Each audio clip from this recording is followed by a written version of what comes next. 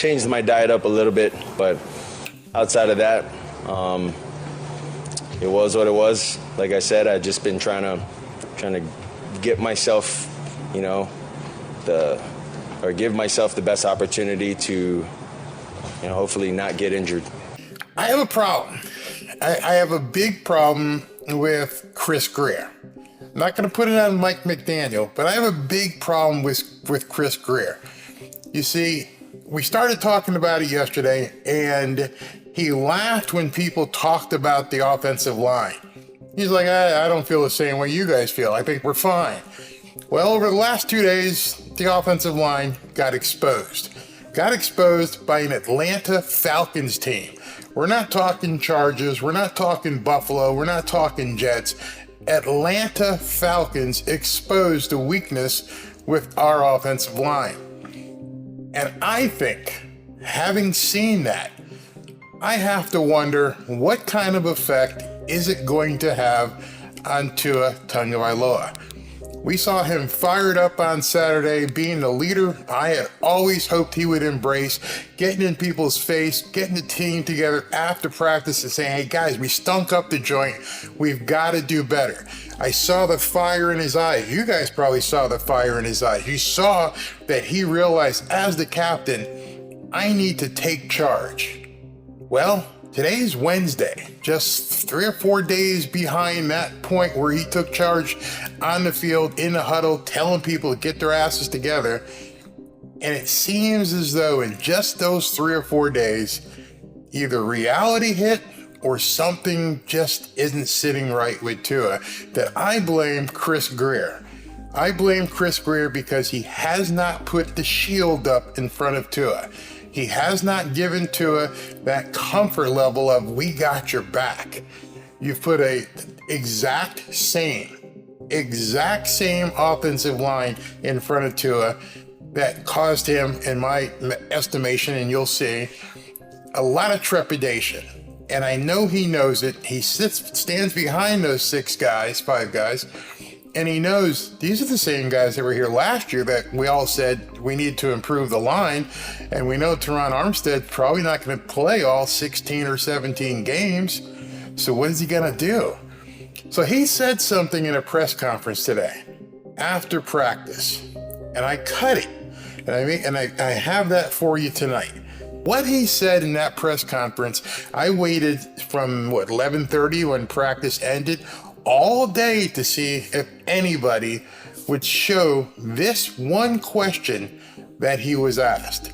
And this one question that he was asked, and the look on his face, is something you would never, ever hear from even a high school football player.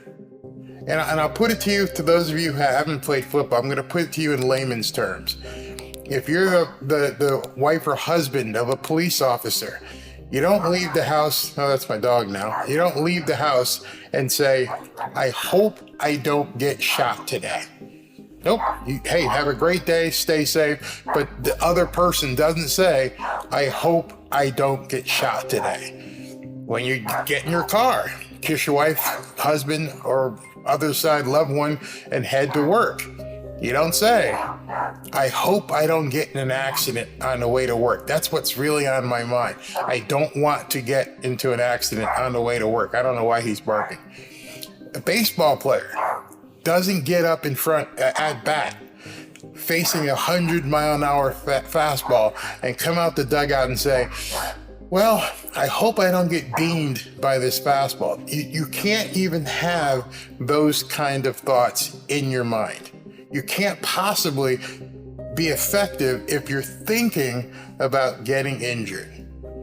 So, Barry, what the hell are you talking about? I'm going to play this, and I want you guys to actually hear this because it's pretty compelling. It shook me when he said it. So let's go ahead and listen to this, okay? I think you guys are going to be shocked if you haven't heard this. Remember, as he's saying this is a professional football player. This is a professional football player who's been in the league 4 or 5 years, who played college football at a top level at Alabama. And this is what he said today. And if you hadn't seen my Twitter, you probably haven't seen this because nobody has shown this. So the question, in case you can't hear it from the reporter at the presser, he says, hey, listen, I know you're doing jujitsu and doing different things. What else have you done? Have you changed your diet? Listen to this. So with this offseason, we've heard a lot about the muscle training and the jiu-jitsu. I was curious if you do anything different with your diet as well. Yeah, changed my diet up a little bit, but... And also, as he talks here, sorry to interrupt, I want you to look in his eyes, look at his face as he's talking. Outside of that, it was what it was. Like I said, I've just been trying to get myself, give myself the best opportunity to, hopefully not get injured. I want to give myself the best possibility for not getting injured. So Tua, where are you? Hey, that's behind me. I'm ready to go. I'm ready to take on the Chargers in week 1, ready to start this season with a bang and see what we could do. And instead, looking at his eyes, the guy says, I did what I could to try and not get injured. Maybe some of you haven't played football. I'm telling you, no player at any level thinks before they get on the field, I hope I don't get injured today. Doesn't happen. It doesn't even cross your mind. It's not something that any athlete, especially in a professional level, will ever say to himself.